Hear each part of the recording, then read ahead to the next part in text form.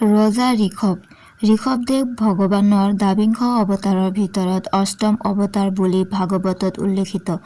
জম্বুদ্বীপৰ অধিপতি নাভিৰ ৰজাৰ ঔৰহত তেওঁৰ পত্নী মৰুদেৱীৰ গৰ্ভত ঋষভদেৱৰ জন্ম। জন্মকালৰে পৰা তেওঁৰ শৰীৰত ভগৱতৰ লক্ষণসমূহ প্ৰকাশ পাইছিল।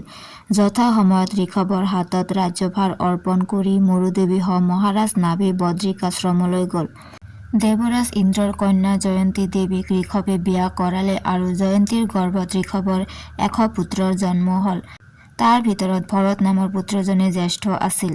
বৃদ্ধকালত ঋষভে তেওঁৰ জ্যেষ্ঠ পুত্ৰ ভৰতৰ হাততেই ৰাজ্যভাৰ গতাই দি পৰমহংস ধৰ্ম অৱলম্বনৰ অৰ্থে সংসাৰ ত্যাগ কৰে।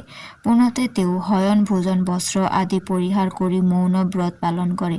তাৰ পিছত এটা অজগৰ শৰীৰত মেৰিয়াই এঠাইতেই শয়ন ভোজন আৰু মলত্যাগ আদি সকলোবিলাক কৰ্ম কৰিব ধৰিলে। কিন্তু আচৰিত কথা যে তেওঁৰ মল-মূত্ৰৰ পৰা কোনো দুৰ্গন্ধ নিৰ্গত নহৈছিল।